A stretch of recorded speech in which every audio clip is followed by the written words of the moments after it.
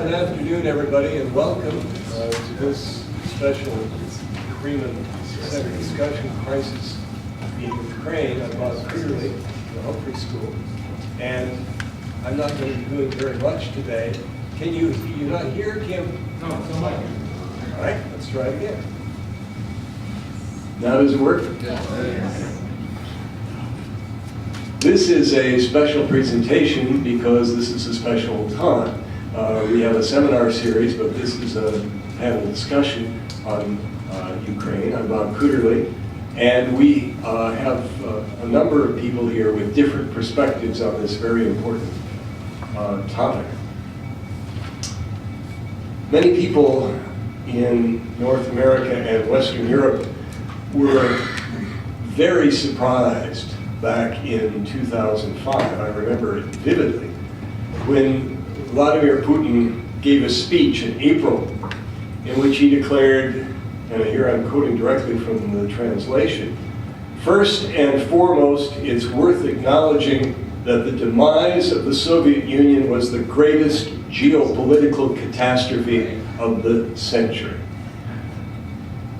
This took people aback because while they understood that the Russian perspective on the collapse of the Soviet Union would certainly be different from a perspective from farther west, it was a kind of a difficult interpretation to understand.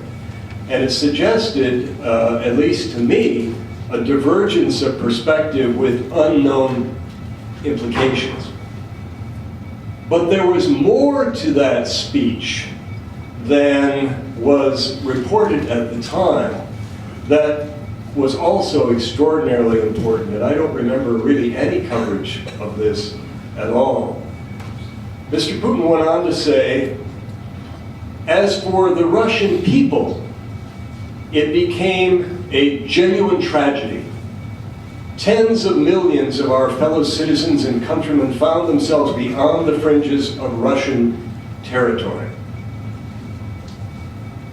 The present crisis has forced us in the West to consider both his general perspective and the very specific concerns that he expressed."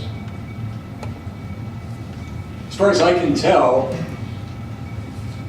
all Western commentators have paid at least lip service to Russia's special connection to Ukraine in general and to the Crimean region in particular. But again, this is my impression, and I wonder if you share it. It seems to me that's where so-called expert opinion has tended to end. I can't remember a major foreign policy issue in which there has been a broader range of expressed opinion among so-called experts. Just a few examples. What does Mr. Putin really think about Western intentions? No less a figure than Michael McFaul, our recently returned ambassador to Russia, said he still doesn't know the answer to that question. Second, what role does the overall record of this administration and the previous administration too play in Mr. Putin's present calculations? Three, what are the competing legalities involved with respect to the change of government in Ukraine and Russia's obligations under various international agreements? Four, has there been a well-thought-out Russian game plan all along, or is it simply a moving improvisation that turns entirely on Mr. Putin's real-time assessments?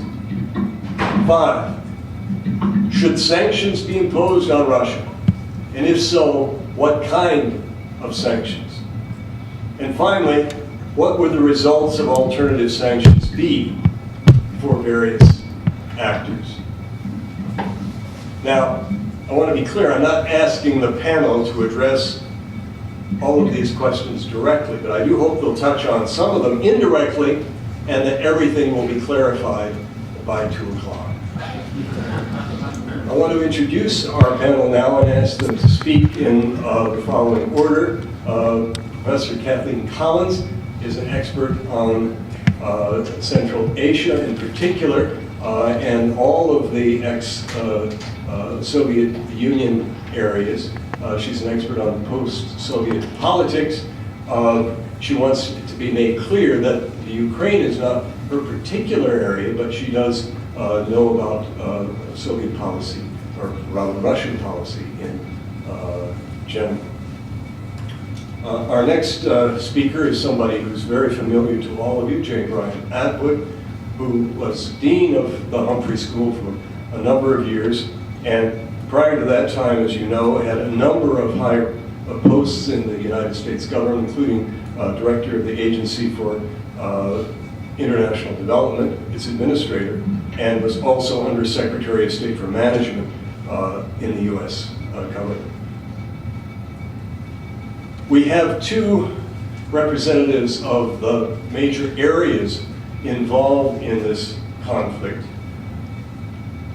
Our first speaker of the two is Olga Reshetova, who's head specialist in international connections, International Relations Department, National Academy for Public Administration in Ukraine, who by the miracle of modern technology is with us, and we hope she can stay with us over the entire time.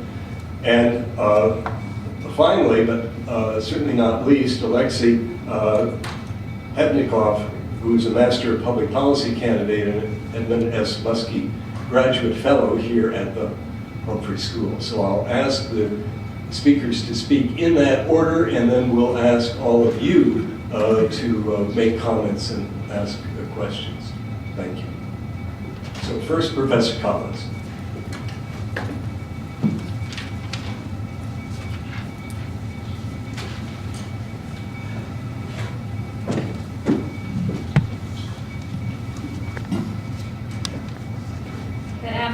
Thank you very much for coming to this event, and thank you to Humphrey for organizing and hosting this. I have been asked to do a couple of things. First of all, I'm going to start out by giving a brief sketch or background to the unfolding crisis. For those of you who are not tuning into this every day, events are changing extremely rapidly. Then I'll discuss Russia's interests and the prospects for its retreat. I'll mention some of the implications for the sovereignty of Ukraine, and I'll close by discussing the ramifications for the broader CIS. So just a little background to the crisis. What is this all about? Well, prior to 1991, Ukraine was part of the Soviet Union, and Moscow's repression of Ukrainians during that period, especially during particular eras in the early 1930s and in the post-World War II period, also repression of the Crimean Tatar population in particular, was extremely brutal. So that's just important as background. In 1991, 90% of Ukrainians voted for independence, and the Soviet Union collapsed, as other republics also voted for independence and seceded. The 1994 agreement that's been talked about in the news a lot lately was an agreement signed by Ukraine, now independent Ukraine, Russia, the United States, and Britain as well, which guaranteed Ukraine's sovereignty and territorial integrity in exchange for giving up its nuclear arsenal, sending it back to Russia. An important legal moment. There has been tension between Russia and Ukraine ongoing, sort of ebbed and flowed. It's been particularly high since Ukraine's 2004 pro-democratic Orange Revolution, which initially brought a more pro-democratic government to power. Subsequent elections in 2010 made Viktor Yanukovych, the recently deposed president of Ukraine, and who was also a very pro-Russian and pro-Putin person, to power. Fast forwarding then to November of last year. There was a deal between the EU and Ukraine to bring closer trade ties that was on the table and was being discussed, actively supported by a significant portion of the Ukrainian population. Then President of Ukraine, Viktor Yanukovych, did an about-face and rejected the deal. He then in turn accepted a deal with Moscow that involved the $15 billion of Russian aid as well as lower gas prices. Mass protests began, escalated, and met with increasing regime resistance and ongoing clashes with police. The government in January passed a law against free assembly and protest, imposing severe restrictions on this, and ultimately used deadly force in several instances, leading to an escalation of protests. Protesters ultimately began storming regional government buildings. There was a temporary truce, which held just for a few days. When protests erupted again on February 20th, the president allowed the use of lethal force, leaving at least 88 protesters dead and hundreds injured. Popular revolution then unfolds. The opposition mobilizes the protesters, and on February 22nd, the Ukrainian parliament voted to remove the president and have new elections on May 25th of this year. Yanukovych fled to Russia, where he's been harbored since. The parliament named an interim president and government. Nationalists in parliament attempted to change the language law. This was actually vetoed. On February 27th and 28th, the events on which we're now going to focus, pro-Russian gunmen seized Crimea, leading to a Russian invasion of the Crimean region of Ukraine. This was in violation of the 1994 agreement. Russian forces seized the parliament, the TV station, many military installations, and helped to install pro-Russian leader of the Crimean legislature. On March 1st, the Russian parliament approved President Putin's request to use Russian forces in Ukraine, in all of Ukraine, not just Crimea, was the text of the parliamentary vote. The Crimean legislature has subsequently declared Crimean independence and has scheduled a referendum on seceding and joining Russia. This will take place on March 16th. So today, the future of Ukraine and its sovereignty is extremely uncertain. So second, are there prospects for a Russian retreat and diplomatic return of Crimea? In my view, virtually none. Putin came, he saw, and he conquered. Without firing a shot, Crimea de facto has become part of Russia. Very soon, it might de jure be part of Russia, although the referendum is unlikely to be recognized internationally. Will Putin retreat? I personally think, I'd be interested in hearing the views of my colleagues, that the West is deluding itself if it thinks that this was a mistaken blunder and Putin is actually looking for a way to retreat and save face. None of the meager diplomatic and economic costs imposed by the West is likely to reverse Russia's actions in the Crimea. And a military solution is not one that the West can reasonably use. So what was Putin's calculation? Crimea is a strategic location. It's home to the Russian Black Sea Fleet. While not one of its major military bases, it's still an important, strong presence for Russia on the Black Sea. It gives it access to the Mediterranean, a warm water port. Beyond this, Putin also calculated that there was a possibility that the new Ukrainian government, likely to be more pro-Western, would cancel the basing deal, despite the agreement through 2042. This, in fact, was probably not very likely, but that was something that certainly concerned him. Most importantly, Putin seized the opportunity to accomplish a long-standing goal, to take control of a piece of former Soviet territory and to guarantee that it will be Russia's. It's also a way of punishing the new Ukrainian government for overthrowing his ally, Yanukovych. And it's a way of sending very clear signals to his neighbors in the CIS. He's also sending a message to the West. Russia is a great power. The CIS is Russia's sphere of influence, and he will use power to prevent errant neighbors from leaning westward. And why not? Putin correctly anticipated minimal Western response. The EU depends on Russia for about a third of its natural gas, so it has been slow to challenge him and impose sanctions. The US and Western response in Georgia in 2008 was fairly minimal, and President Obama quickly reversed Bush's policy and began a reset with Russia just a few months later. So Russia basically had no costs.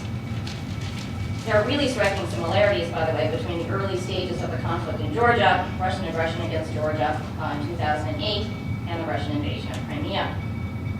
The crisis ended ultimately with the EU and Russia signing an agreement for the withdrawal of Russian forces, but Russia never complied. So third, what does this mean for Ukrainian sovereignty? There is an increasingly strong possibility, I would argue, that Russia might actually go further, moving forces into eastern and southern Ukraine and thus effectively dismantling the Ukrainian state. I initially thought this was extremely unlikely, given the intense armed resistance from the Ukrainian military that Russia would certainly encounter, even though the Ukrainian military is, of course, likely to be overwhelmed. However, there have been reports over the past 2 days that suggest strong evidence of further Russian aggression Russian military and paramilitary forces amassing around, and by some reports inside Donetsk in eastern Ukraine. This is extremely worrisome. Russia realizes this is a much gutsier move than Crimea, so it's engaged in a widespread propaganda campaign about fascist attacks on Russian speakers across Ukraine. Why might Putin actually try it? Well, one, consolidating control over close to half of Ukraine would be a much bigger coup for his greater foreign policy agenda than just Crimea. It would really position Russia as, reconstituting Russia as a great power in Eurasia. Second, this action would indefinitely destabilize the Western-leaning Ukrainian government, thus undermining plans for the EU and NATO membership if that were put on the table again. It's not clear that that will be, but it certainly is a possibility. Three, the Western and U.S. Inaction today has fed Putin's geopolitical adventurism. We have not, neither alone nor in concert with Europe, articulated an unambiguous message about the costs that Russia should incur if it were to go beyond Crimea and invade other pieces of Ukraine. So we haven't done anything to clearly deter further aggression. Fourth, what are the implications for the broader region of the CIS? Well, it might be an overstatement and premature to say that we're in a new Cold War. There's been a lot of talk about that in the news. I don't think that it's an exaggeration to say that Putin's actions in Ukraine are the latest and most aggressive move in Russia's attempt since the early 2000s under President Putin to reconstitute de facto control over the CIS. And this involves, of course, the invasion of Georgia in 2004, establishing military bases throughout Kyrgyzstan, establishing military bases in Tajikistan, keeping its troops in Moldova, putting pressure on the Uzbek government as well as the Azeris to comply with it economically as well as politically. Economic control through the customs union, all elements of Russia's geoeconomic and geopolitical and military reassertion of control across the region. Right now, fear is rippling throughout the CIS, Russia's orbit. Putin has now invaded both Georgia and Ukraine on the pretext of defending ethnic Russians, and the West does virtually nothing in response. In Georgia in 2004, the pretext, by the way, was the same. We need to defend our co-ethnics. Slightly more plausible case there, we can get into that in discussion. But still, the response was essentially the same, not much. What's to stop Putin from going further? This has crossed the minds of leaders across the region. What about northern Kazakhstan? That's all ethnic Russian, mostly ethnic Russian. What about northern Kyrgyzstan? Large Russian population there. Armenia? What about going beyond that and coming up with other pretexts? Azerbaijan has never had particularly warm relations with Russia since independence, and it sits on an awful lot of oil and natural gas reserves. Finally, Putin's response to Ukrainian moves towards greater democracy will have, I think, a dampening effect on any potential Eurasian spring or new color revolutions in his sphere of influence. Putin is sending a clear and strong signal to democratic and nationalist-oriented opposition groups across authoritarian Eurasia that democratic revolutions will meet with Russia's resistance. Russia will act to keep hegemony over the region, keeping its neighbors anti-democratic, out of the EU, and certainly out of NATO. And I'll stop my remarks. Thank you very much. Yep.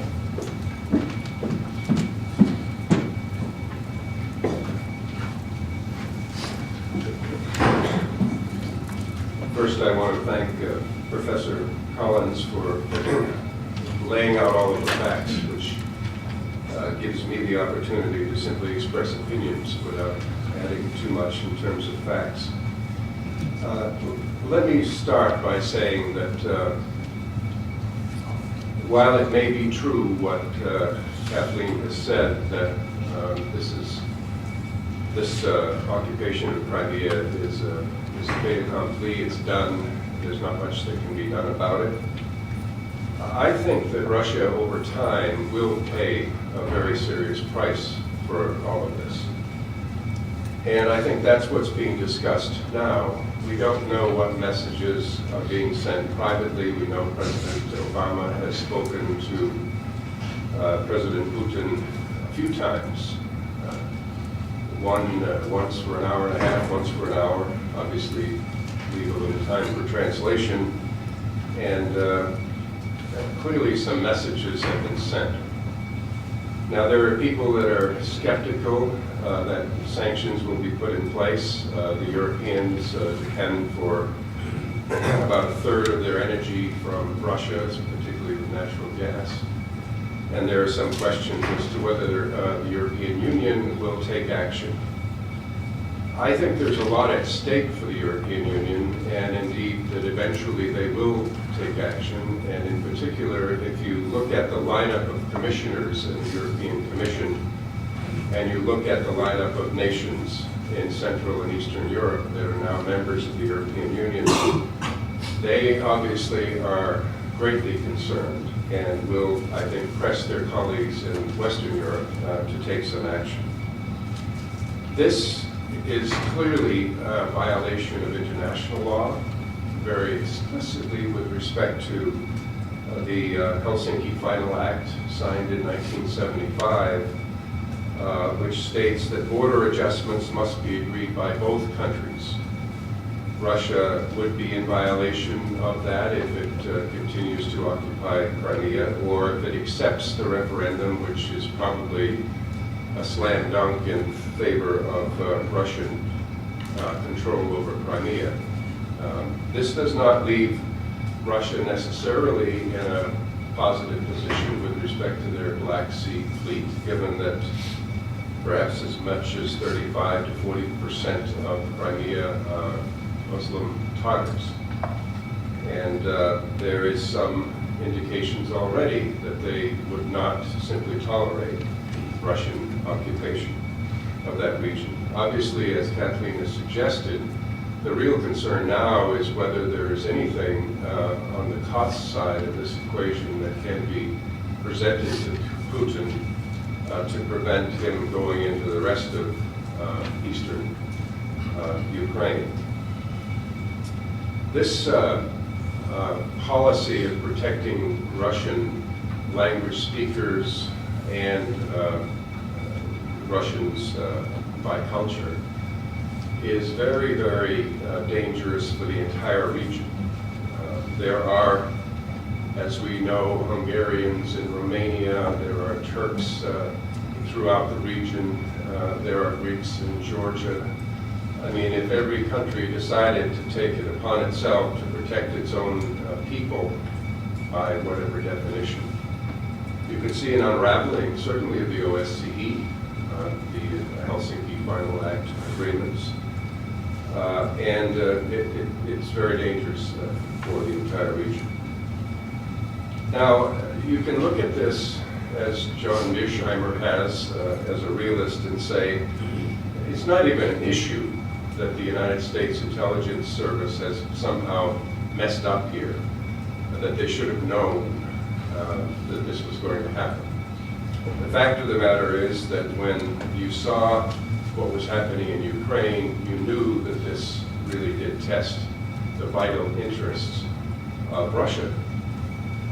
And there's an awful lot that has preceded the real crisis when Yanukovych was actually displaced and had to flee the country. I remember sitting here with, a few years ago, during the Republican convention, we had a session just after the Georgia, Ossetia, Abkhazia events, and we had a panel with Henry Kissinger. And Henry Kissinger very wisely said, we don't have all the facts yet. He said that despite the fact that that ran against the grain of what John McCain was saying about Georgia, and the fact that we had several Georgian parliamentarians sitting in the audience.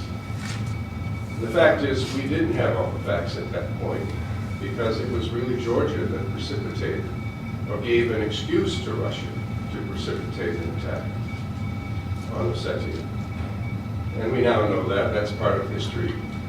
Russian troops still occupy those two regions that are technically part of Georgia, so nothing much has changed, and it may well be, as Kathleen has suggested, that they will be in Crimea many years from now. But the fact of the matter is that what happened in Ukraine was rather unique. My belief, and there are many people here who are closer to this than me, my belief is that the people of Ukraine simply were fed up with the way they were governed. They were fed up with the corruption. Not just the government that left the other day, but even previously. They weren't terribly excited when the former President Tymoshenko came out and addressed them. They don't want politics as usual in Ukraine. And it strikes me that there is a mirror image problem here for Putin. It isn't simply a question of defending Russian speakers in his region. It's also a question of defending his own system. I think we know after Sochi, he's placed under house arrest someone who was prepared to expose a lot of the corruption that exists within the Russian system. So the way Yamashenko was running Ukraine did not make Putin happy. You can say he's an ally of Putin.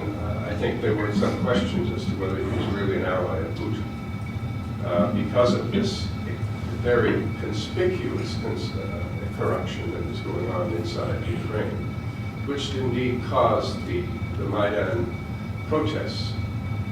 Now, I think there's an awful lot that we will learn later about why 88 people were killed, why snipers were attacking their own citizens. Were they part of Yamashenko's plan? If so, he was dumber than most people would have thought.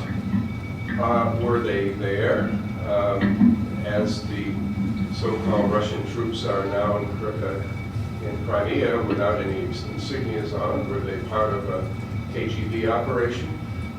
Believe me, I have no evidence to support anything like that, but I do think that an investigation has to be made as to why snipers were shooting at people in the Maidan. And whether that was Yamashenko's order or whether it happened in another way. I do think that one has to understand that paranoid people have enemies. And I think it is an expression of the insecurity of Putin and the Russian government that this has happened, frankly.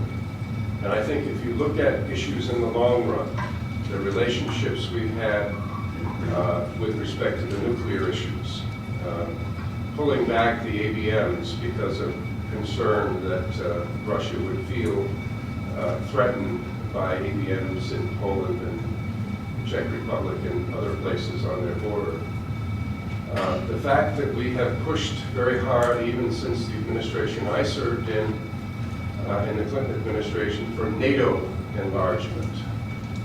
My preference, as I've expressed inside government and now can do it freely as an academic freedom, was that we enlarge the European Union. And I think that what really should be attractive, and was attractive to the people of the Maidan, was the possibility that joining the European Union and becoming an accession state would cause them to clean up their act, clean up their government, clean up their economic system, so that this kind of rampant corruption would no longer exist within Ukraine. That seems to me was more attractive than necessarily being a part of NATO. But don't forget that a few years ago, during the Bush administration, Ukraine was invited to be a part of NATO. Now, if that doesn't inspire paranoia on the part of Putin and the Russian government, then what does? So to have an American Assistant Secretary for Europe speaking on an open phone line and talking about the kinds of leaders that she and the ambassador wanted to put in place. Again, it looks as though the United States is messing around in a country that is of vital interest to Russia. It looks as though the European Union was sending commissioners over to meet with the people in the Maidan. To me, the American intelligence was probably explaining that this was very dangerous to do. So there are wrongs on both sides here. Now, where do we go from here? How can we walk this back? It may be true that we can't walk back what's happened in the Crimea, because there are some, if you will, legitimate geostrategic interests on the part of Russia in having access to the Black Sea port and to its naval operations there. I don't know. But I think one thing that has to happen in the meeting between Obama and the new president of Ukraine, who's at least going to be temporarily there, is a discussion about how he can reach out to the east, to the Russian speakers. For the Rada to pass an amendment saying that Russia will not be the second language of Ukraine was a real affront to the people who speak Russian and who are Ukrainians and who want to remain Ukrainians. That's not wise. It would not be wise for Rasmussen, the Secretary General of NATO, to continue to talk about Ukraine being a part of NATO. And it would not be wise for the Ukrainian government at this point in time to say, we want NATO to come in and help us. Perhaps they're getting help.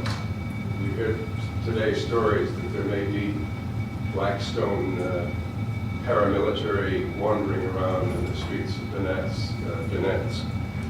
I don't know whether that's the case. I hope not. That's would be very dangerous, if you ask me. So I think what needs to happen, and this has to have the cooperation of the Ukrainian government, is an early referendum to eliminate any questions as to whether or not this is a legitimate government. We say it's legitimate, the West says it's legitimate, Russia says it's not legitimate. They technically did not follow the Constitution when they basically kicked Yanukovych out of his office. They didn't impeach him. The Rada passed overwhelmingly, a democratically elected Rada, I might add, full of oligarchs and some of the same people that are corrupt in Ukraine. So there are serious questions as to whether or not there is a legitimate government in place. We believe there is. There will be an argument about that. But someone needs to move quickly, it seems to me, quicker than in May, to establish a legitimate government that everyone can accept in Ukraine. So you rescind the law that says that Russia is not an official language of Ukraine. You reach out to the Russians in the east. You reassure the Russians that right now, at least, there's no intention of Ukraine becoming a NATO member. Now, maybe all of that will be seen as appeasement. And I think that's a narrow-minded view, because if people are not prepared to put military forces on the ground in Crimea, and I don't see any case for that in the United States, then the only path you have is a diplomatic path. And I think that those are the kinds of issues that need to be discussed, in addition to talking about sanctions. Now, over time, if this crisis continues to move in the direction as was suggested by Kathleen, and I don't necessarily disagree that it could, this will hurt Russia. Russia is a part of the global economy. Russia is selling energy now to Europe. It will not be if the United States decides to replace Russia's energy supply with its own from the United States. It will not be if there is an agreement with Iran and that releases more oil for Europe.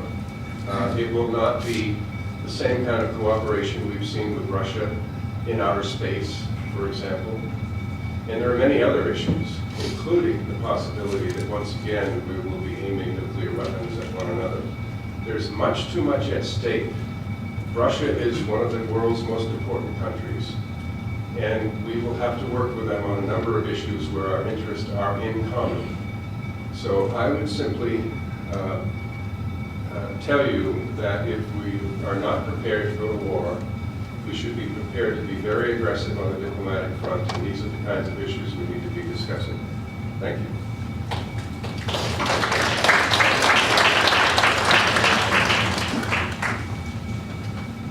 Olga, if you're there, could you begin your presentation now? Thank you very much, I'm there. First of all, I'd like to thank everyone for coming for this discussion. It's really, really important for me, and thank you for Sherry and Bob for inviting me. It's a wonderful opportunity, and it's really great to see familiar faces in the audience. The other speakers have talked about the general political situation, and they have described things that have happened. You have obviously read a lot of articles by now, New York Times, in Economist, in the Washington Post, and a lot of other newspapers and everything. So what I'm going to talk about now is the attitude of general people on the ground in Ukraine, the attitude to what is happening right now, what they feel. I shall start with talking about Crimea, where I come from, where my parents are now. And then I'll speak about Kiev, the official Kiev, and people in Kiev, the civil society, NGOs, and the general community. But first of all, I would like to say a little bit about Crimea. I think that you can see the map there on the screen. So the area of Crimea is actually very small. It's about the size of New Jersey, 10,000 square miles. And on these 10,000 square miles, only 2 million people live. It's actually 2/3 of twin cities on the whole Crimean Peninsula. And so among these 2 million people, there are 130 ethnic groups. 130. One of the most numerous are definitely Russian, Ukrainians, and Crimean Tatars. But there are also unique for the territory of Ukraine, such as the Karayims, the Krimchaks, and other nations. And if we speak about their religious affiliation, their population is even more diverse. There are 50 confessions represented there on the ground. The most numerous are Orthodox Christianity of different patriarchies, Catholicism, Karaism, Islam, and Hebraism. But there are many, many others. So, as you can see, the population of Crimea is really, really diverse. And during all these 23 years of Ukrainian independence, we have really worked hard on establishing trust, on having tolerance among the Crimean people, and working together on various issues of our economy. Can you hear me well? Various issues of Crimean economy, Crimean life. All the rhetoric in Crimea has been built around peace among multiple ethnic groups, and during these 23 years we have learned to work together. So basically the conflict has come as a shock to the Crimean population. And especially the shock as it divided the Crimean population in terms of ethnic groups. As you might have seen, the Russian population, which is about 1/2 of Crimean population, supports the Russian invasion, while the Crimean Tatars and almost all other ethnic groups supports the autonomy of Crimea within Ukraine. So when there were protests and rallies on the streets of Crimea, there were rallies of about 20,000 people, which is a lot of Crimea, which is not actually active in policy. As a region, these were tensions not only against the external enemy, but the tensions were also created for the multi-ethnic population within the region, which is our greatest tragedy currently.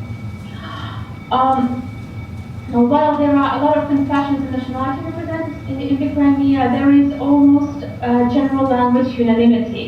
About 90% of Crimean population actually see Russian language as their native language. Crimean Tatars believe that Crimean Tatars are their native, but they speak Russian in their everyday life. But the issue that the Russian language is the native for most of Crimean population has been played upon by governments before, and it has been an interplay political struggle for years. The Constitution of Ukraine stipulates directly that Russian language is granted a special status in Ukraine. People can use Russian language in all spheres of life except one, governmental documentation. Everything, in Crimea, according to the Constitution of Crimea, the governmental documentation is done in two languages, Russian and Ukrainian. So basically, according to the Constitution, the rights of the Russian population in Crimea are not infringed, and the Constitution is followed strictly. However, there was a law by Khlebnikov which was passed illegally this summer, and this was the law which was vetoed, which granted Russian language the status of regional. However, the lawyers whom I talked to believe that the regional status is actually worse for the Russian population than the special status. That's why the conflict which is created and the threat to the Russian population is actually difficult. And if you ask Crimean people where do they perceive the threat, they would point to the fascists, Banderovцы, and things like that, who they didn't see, and they cannot communicate which were the instances of it. So basically, it's and as some parts of Crimea see their national identity as different from Russian, this also causes linguistic conflict. People who spoke Russian in their everyday life right now, due to the conflict, refrain from using the Russian language in their everyday life, and this causes a deep confrontation within the population, neighbors, families, even. Another thing is that there has been a lot of propaganda in Crimea. During the protests in Kiev, the Crimean citizens participated barely. There was only a small percentage of population, about 5% of Crimean citizens taking part. And as most of the population speaks Russian and prefers to watch all their TV in Russian and read their media, the people received all the propaganda, and the media has become a weapon in information war down there in Crimea.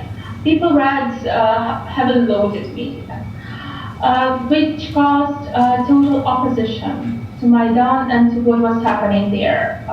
Just because the main rhetoric in the propaganda was that it was a fascist revolution, and people in Crimea actually believed that they might get killed for using the Russian language.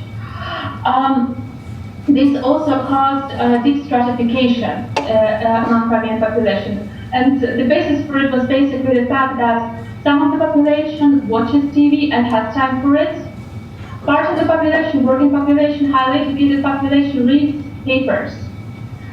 And that's why the opinions differ. According to the latest research, which was done by USDP and Research and Branding Group in Crimea, 38% of the citizens actually support Crimea being part of Russia, while 40% of Crimean people see it as part of Ukraine, which shows that the dominance of Russian support on the Crimean land is also the image which is created on public. The fact that during Maidan, Crimean citizens were not really active made them think that they should make something. They felt left behind, so they needed to do something, and most of them went out on the Crimean rallying Simferopol. While people who actually support Crimea within Ukraine were afraid to go out because the image of Putin and repressions which can be done is still fresh, especially from the coverage of the war in South Ossetia, which was in Ukraine, very, very broad.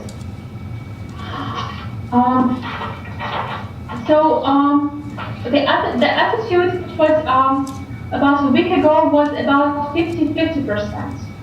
The population of Crimea was really, really divided, but since then a lot of things happened. First of all, Sergei Aksyonov was chosen as the head of Crimean parliament, he was chosen, the head of Crimean parliament through the vote which was happening with closed doors and underground, basically. The building of the Crimean government was occupied by the military. Reshetova was not supported by the majority of Crimean population because he was against her in the 90s, and it is known by the whole Crimean population as well as a lot of current leaders of Crimea. That's why the trust among the Crimean people is pretty low. Then there were repressions in Crimea. People were just kidnapped. So far there are 10 people kidnapped, among them journalists. There was a lot of violence towards the press, for example, Associated Press journalists.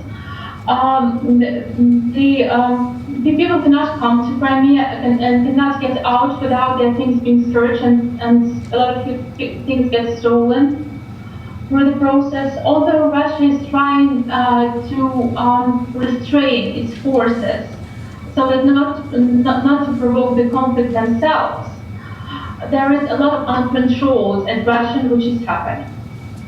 And there is a lot of provocation. So when people felt threatened, and a lot of them get threatened now via telephone, via different paintings on the doors,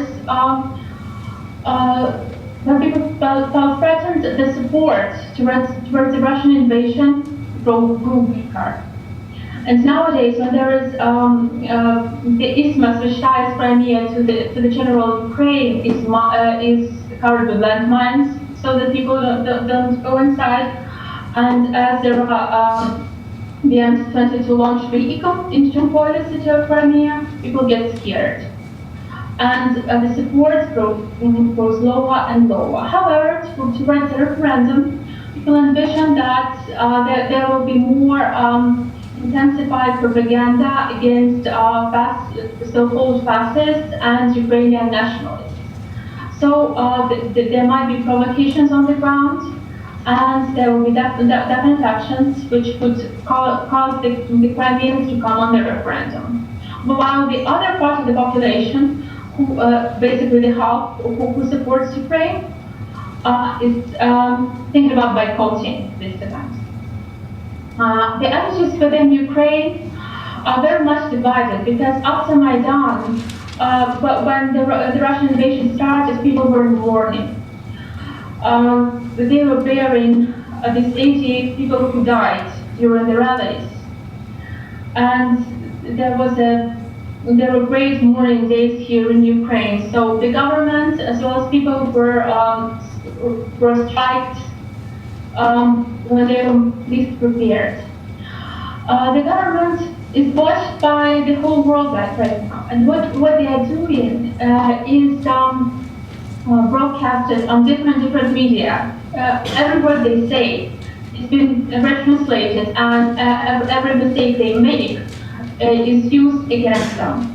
So basically, they're trying to deal with this crisis as diplomatically as possible. They work on non-escalation of conflict. They try to prevent military intervention with all the costs. They try to refrain from strict opinions. Among the opinions on the ground, first of all, were people understood the Crimea Legitimacy. However, they thought that due to the broadcast, they thought that the most population in Crimea supported Russian invasion. That's why Crimean people were disillusioned. They were disillusioned. They were thinking that maybe then Crimea should select the rulers themselves, and Ukraine in general has to let it go. However, later on, the protests from the other side intensified, and there was violence and pressure on people. Besides, there was also the information war that was discussed. So then the Ukrainian people started to act. They started to pressure the government to take some active moves. There were peaceful protests, flash mobs, There were letters to the Ukrainian military in Crimea, different actions done by people here in Kiev, but most of all is the support to Crimean people if they want to move from Crimea. Right now, the referendum is approaching, and with each moment, people get less and less enthusiastic about Russian Crimea. And in Ukraine, people get less and less enthusiastic about the possibilities of solving this crisis. People start to think that the minds have been left behind. And that's why people feel that the worst things are going to happen after the referendum. Thank you very much. Thank you, Olga. I think I'll stop there.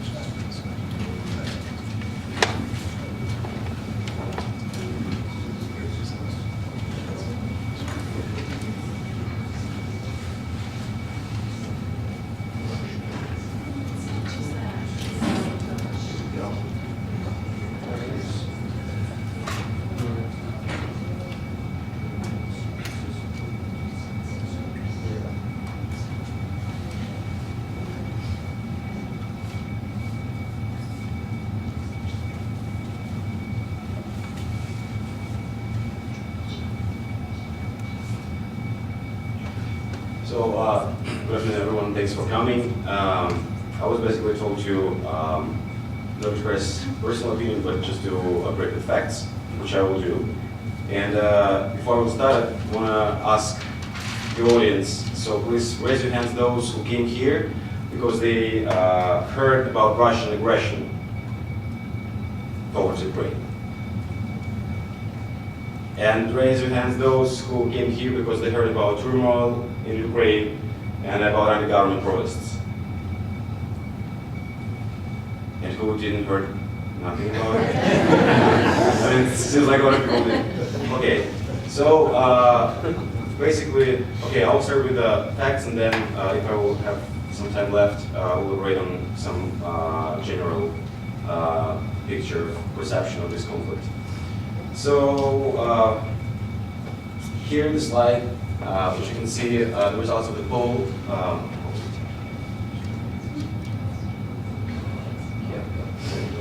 Result of the polls conducted by the Russian Public Opinion Research Center among Russians. So basically, you can see that 25% think that enforceable seizure of power took place in Ukraine. 29% noticed the spread of anarchy and banditry, and 27% call the events in Ukraine a civil war already. Also, 50% of Russians do not sympathize with any of the parties. And please remember this number, then it will be important. Then 80%, only 8% support Ukrainian oppositioners. And 88% do not blame Berkut, it's Ukrainian Special Forces, took part in defense of government buildings and suppressing the non-peaceful demonstrators, so to say. And 6% think that Ukrainian police have beaten unguilty people on the protected criminal regime. What is interesting that within the last 2 years, President Putin received the maximum approval by the population. So it's 67.8% of Russians approve Putin's action around this conflict. And to say that this research center is 100% owned by government, so government shared. But what's interesting, the second slide, Levada Center, it's independent Russian research center which is cited by Freedom House and by a lot of liberal democratic institutions here in the West. And so the Center Kiev International Institute of Sociology made a joint study among both Ukrainians and Russians, and actually numbers don't vary that much from the research which was conducted by a Russian center. So 43% of Ukrainians see corrupt regime of Yanukovych, of President Yanukovych, as a main reason of demonstrations. In comparison to that, 43% of Russians see Western influence as a main reason of protest. Then 30% of Ukrainians call Western influence, which is to bring Ukraine in the sphere of its political interest, as a main reason. So the second reason for that. And for Russians, the nationalistic sentiments, for 31% of Russians, nationalistic sentiments are the main reason for demonstrations. And only 17% see the main reason in the corrupt regime of President Yanukovych. Also, what is interesting, both Ukrainians and Russians see desire to free Ukraine from Russian economic and political dictate as a less important, reason which causes demonstrations. So 12% and 11% Ukrainians and Russians, which I think also interesting facts.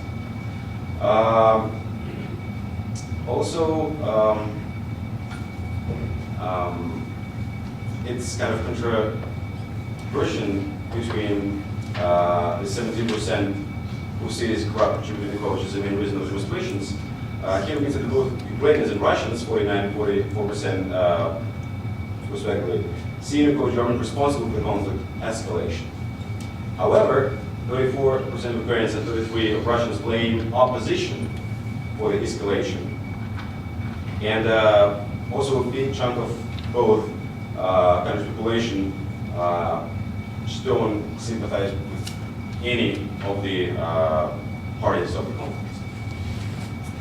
And another point that these polls were conducted before opposition overthrew the president in occupied buildings and formed new government, and before the information that pro-Russian troops were deployed in the peninsula of Crimea. And this poll was conducted on March 6-7, so after. So it was conducted also by an independent center, which results you can see. And here also very interesting moment is that basically 90% of Russians see limited intervention to the Ukraine within the peninsula of Crimea. Okay, and 37 think that Russia deployed forces more broadly. So it combines 56%. So generally 56% of Russians see, they approve and they support deployment of any kind of personnel on the territory of Ukraine. And 43 against any military involvement. What is interesting, on the question, how do you see the future of Ukraine, the majority answered, it's up to Ukrainians to decide on that. So here's the dichotomy that majority supports the deployment of the military, and the majority sees that Ukrainians have to decide their own future by themselves. So it's really good information for analysis. So basically, this is how in Russia people see and perceive the events. And also, coming back to, I think I have like 5 minutes or to what Professor Kudrle started with, that the coverage of this crisis is enormously huge. I think already more than several thousand articles and pieces were published by experts and journalists. But the quality of that analysis is very questionable, and several experts, American experts on Russian relations, they underline that trend. Also, the main way how the conflict was depicted, and why I asked you in the very beginning who came here for which reason, if someone heard about the aggression of Russia or someone heard about turmoil in Ukraine. So in the majority of cases, the conflict is depicted as an aggression of Russia against the Ukraine, which is not the reason for the crisis and the conflict itself. It's a consequence of the actions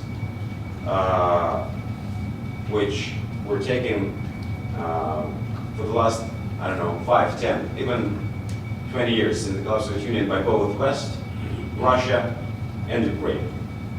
And the important thing, I think, is the topic for the next panel discussion, is to discuss what is the basic reasons on a global scale between the West and Russia and how they affect everything which is going on in Ukraine right now. Because you cannot blame one side of the conflict for everything. It's impossible. I think Stephen Cohen, if you're familiar, it's prominent American professor of Russian studies, and he said that demonization of so basically he's saying that demonization of Putin and Russian foreign policy shows only the absence of the policy, Western policy towards Russia. The easiest way to deal with things is just blame and not to find and not to kind of analyze it in a thorough, constructive way. So that's another topic of discussion. So we'll just stop here and now questions. Thank you.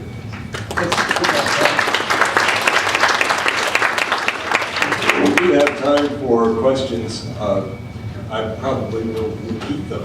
Yes, sir, please.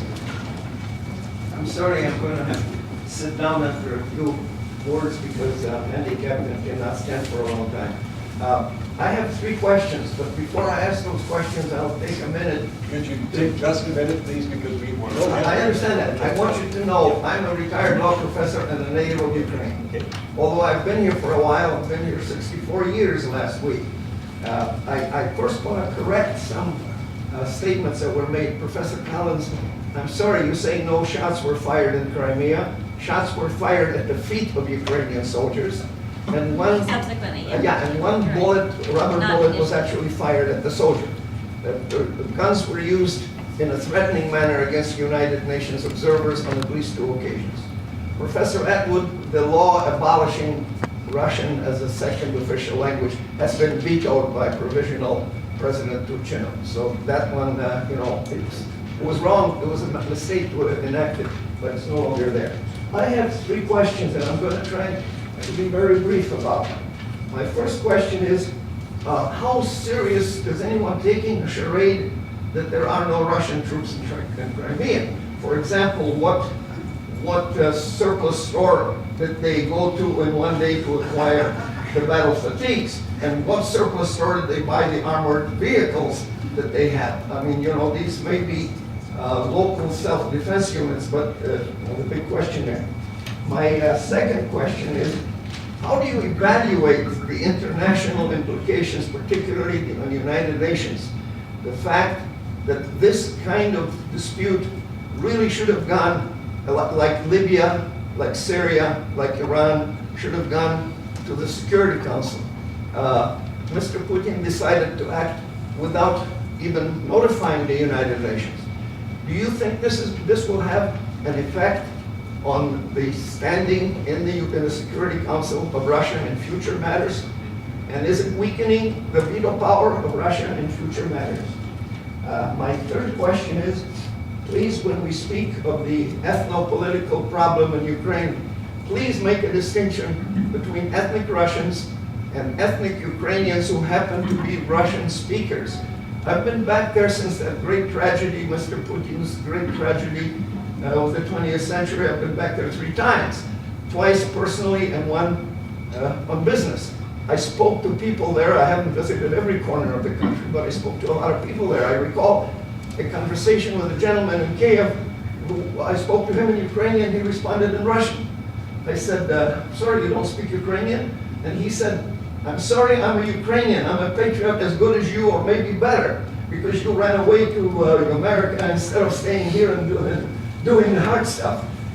He said, now the reason why I can't speak good Ukrainian is a personal matter in my family, and it's none of your business. Please make that distinction, because when people talk about percentages, they tend to lump the Russian speakers with ethnic Russians. They're two different groups, and when you lump them together, you distort the whole situation. I have some other items, but I think I don't want to. Thank you, sir. No, those are wonderful. Comment on those questions? First of all, on the... We aren't mic'd, so everybody's going to have to speak up now. Yeah. I think there are a lot of ways in which Russia will suffer because of what has happened. The possibility that the G8 meeting will not go forward. I don't think they will suffer in the UN Security Council because they will hold on to their veto, and they will not hesitate, as we see in the case of Syria, to use it. So, yeah, I mean, technically they should have gone to the UN Security Council to make a complaint, at least initially, but they went in. This goes to your first question. When Putin had his first press conference on this, he didn't admit they were Russian soldiers. And of course they had their insignias taken off and everything else. But now it's fairly obvious they have Russian number plates on their tanks. I think there's no question where they come from, and no one is doubting that now. So I think that, again, as I said, I think over time there has to be a calculation on Putin's part about how much his country will suffer. And hopefully there'll be some give, but I'm not confident. Olga wanted to comment on the first question. Olga? Olga? Yeah, okay. The Russians, can you hear me? Yes. Yeah. Can you hear me? Yeah, I hear you. Okay. Okay, great. The Russian soldiers, which were in Crimea, have on several occasions confessed that they are from Russia, even some of them on camera told which region are they from. Some of them are from Tula, which was definitely recorded. So the fact that these are Russian soldiers is out of question. They confess themselves. Thank you. Thank you, Olga. Yes, Just Collins. add one point to your question about how it will affect Russia's standing in the UN and more generally internationally. I think there has been a pretty dramatic shift in the Obama administration's view of Russia just within the last couple of weeks. I think that's come across quite strongly, and right now they're really scrambling for ways to actually impose costs. I mean, it's difficult to start this so late, but there's a dramatic shift in how they view this. And Ambassador McFall, now former ambassador, he actually stepped down and left Russia 2 days before the invasion of Crimea took place. He's the architect of the reset policy, interestingly. And he, after spending 2 years as ambassador to Russia, became very painfully aware of how anti-democratic and anti-Western Putin's policies have been, increasingly so. He's, in addition to having kind of a soft stance on Russian foreign policy, he's also extremely vocally supportive of Russian Democrats and human rights in Russia, which caused big problems. But if the Western powers were to take some united action, would Putin be in a position to go and say, this belongs to the United Nations now where I have a veto power, whereas my action in Crimea, that was in a different department, that didn't belong there. You're going to be able to say that? I don't think so. I think we have time for one more question. You, sir. Can I comment? Oh, yes, I'm sorry. Let's let Alexey comment. Yes, if we raise up the question about the UN Security Council functioning and all the rhetorics, it's not alleged to pose this question at all. If we ask about this, let's mention all those violations of international law, treaties, and everything which the United States and some the Western powers did. Okay. Yes, sir. So, okay, my name is Legitimacy. I'm a junior at the computer science department. I'm Russian ethnically, and I've been living here for the last 3 years now. So, I'm deeply disappointed with some of the remarks made by the first speaker. It would be not an exaggeration to say that I feel ashamed to be a student at the university. So at this point, and I feel like I've wasted about $100,000 on my degree. Science is about operating with facts, being unbiased, and bringing the light to our lives, rather than shading one nation to make another look brighter. Despite a number of factual errors and one-sided view, I would like to draw your attention to the most dangerous point the speaker made.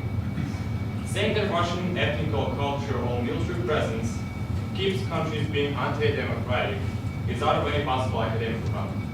Professor Collins, leave this statement please to the voters and does not discredit the institute which issued your degree. Thank you. Would you like to comment, Kathleen?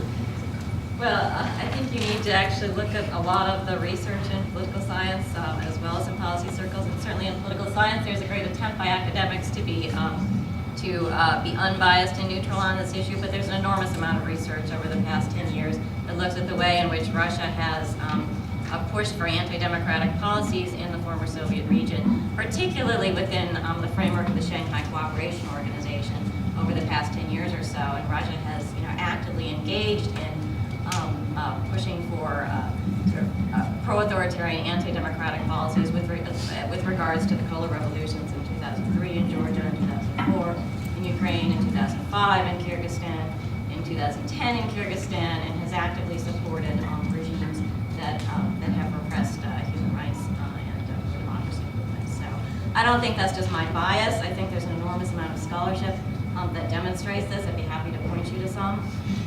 If you're interested, we can certainly talk afterwards. Theo? Can you just make a short remark on Just one Yeah. brief response here. Go There ahead. is also a huge dichotomy on the question about what is democratic and what is undemocratic. Some things are received as democratic, and other are received as non-democratic. But there is another dimension of how people inside countries perceive that. I can raise up numbers, but the majority of Russians don't perceive the Putin's actions, not even Putin's, Yeltsin's, Putin's, Medvedev's action as undemocratic. So for them, for the majority of the population, in Russia or in post-Soviet countries, they are not undemocratic. But by international community and scholars, despite of their view, everything is undemocratic. So it's a good thought to One last question, Theo. keep in mind. Well, first of all, I really do want to congratulate the panel. Please, we're not like First of all, I want to congratulate the panel because they managed to keep to a minimum the cliches that have been flying around ever since this crisis broke out. Having said that, now I need to ask two questions. One of Mr. Atwood, because we've been speaking so much about the corruption in Ukraine as being one of the main causes. And yet we hear from some fairly big profile people like Ms. Mueller that for the last 5 or 10 years they invested $5 billion in Ukraine in order to develop democratic institutions. But I haven't seen any list of what this investment really had done. So this is something that maybe Mr. Atwood can enlighten.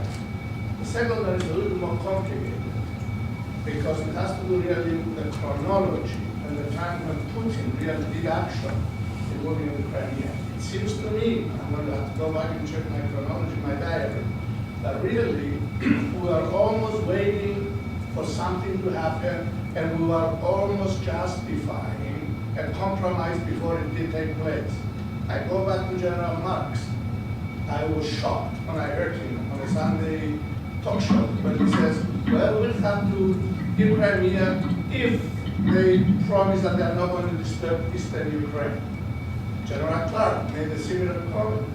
And that has been repeated ever since by people who don't read and who like to repeat cliches. And you know who they are. So Thank you. Thank you. Good. Well, we're essentially out of time. If you If we put $5 billion into Ukraine to straighten out their institutions, we have utterly failed. And I think that was the purpose of the Orange Revolution. The people are trying as best they can to react to what they see is happening. I think that Yanukovych's palace that he has built has now become a symbol of this. And I would hope that the people will prevail eventually, and all of the people of Ukraine will get what they deserve, which is a clean government, one that runs more efficiently. As our guest is a very special guest from Ukraine, we're going to give her the last word. Would you like to respond on that?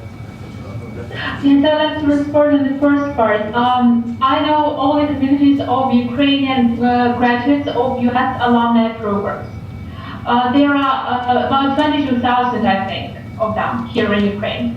And there is unanimous support to the democracy in Ukraine and to the territorial integrity, even among the Crimean fellows. The democratic values get promoted a lot by the fellows graduated from U.S. programs, and they are helping the government currently to be more open and transparent. Thank you. One last word from Alexey. And just to continue on that global, more broad scale thing, is that it's not the question. I mean, if we pose a question about either you with the East or you with the West, it doesn't contribute to settling down anything. It just escalates the tensions and lead to deterioration.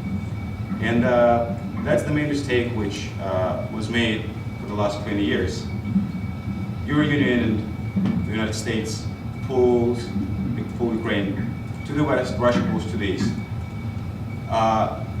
There should be a common acknowledgement that it's impossible for Ukraine to, be aligned 100% with the EU or the United States or 100% with Russia. It shouldn't be a gap which will separate, West and East. It should be a bridge. So just there's no one from the global audience, but let's stop this stupid rhetorics about East and West confrontation, which is not contributing for what we all desire, peace and prosperity.